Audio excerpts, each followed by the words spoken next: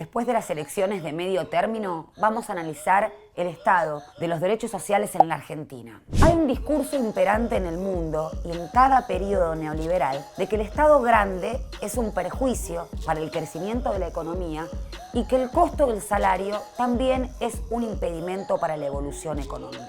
Este discurso fue un discurso mundial desde mediados del siglo XX. Le echaban la culpa tanto al salario como a la estructura elefantiásica y grande del Estado, porque el margen de rentabilidad del capital se estaba achicando. Y se estaba achicando porque los trabajadores y las trabajadoras participaban más en el producido de la economía. Entonces, en cada periodo neoliberal argentina, sobre todo de revalorización financiera, este discurso se agudizó. Pasó en la última dictadura cívico-militar y lo dijo el mismo ministro de Economía, Martínez de Hoz, que el salario era un obstáculo para el crecimiento de la economía. Lo dijo Cavallo en el menemismo y lo dijo también Duhovne en el macrismo.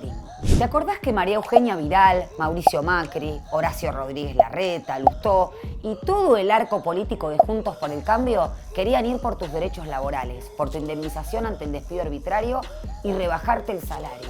Esto es como consecuencia del mismo discurso. Después de aumentar el desempleo de un 5,9 a un 10,6%, después de elevar la inflación anual al 50% y aumentar los guarismos de pobreza e indigencia, dicen nuevamente que los derechos laborales son un impedimento para crecer. Y llamativamente es lo mismo que pide el Fondo Monetario Internacional después de los acuerdos para ajustar tanto los salarios como las jubilaciones. Hoy en día tus derechos laborales con esta composición del Congreso siguen en peligro, porque esos representantes pasan a formar parte del Congreso de la Nación. Hay que tener mucho cuidado para que a la instalación de este discurso nos encuentre precavidos. Los derechos laborales, las experiencias históricas y sociales demuestran que ante el aumento crece la economía. Cada vez que aumentaron los salarios en nuestro país, aumentó la economía, creció la actividad económica, creció la actividad industrial y también el consumo. ¿Por qué decimos pero Macri?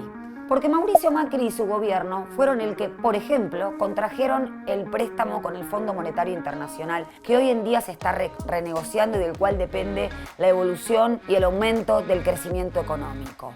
¿Para qué necesita Macri el Poder Judicial? ¿Por qué Mauricio Macri tiene el discurso de la persecución? Porque este Poder Judicial, que él no quiere modificar, pese a que dice que lo persigue, es el que le va a procurar impunidad ante la contracción irregular de este préstamo con el Fondo Monetario Internacional, el desmanejo del erario público y el desmanejo de la economía que impacta en la comisión de determinados delitos que hoy en día están siendo investigados en causas judiciales en los tribunales de Comodoro Pi. Entonces, Mauricio Macri, si ese Poder Judicial te está persiguiendo, ¿por qué no se implementan las reformas legislativas que incluso el mismo macrismo propuso para reformar este Poder Judicial? ¿Sabes por qué?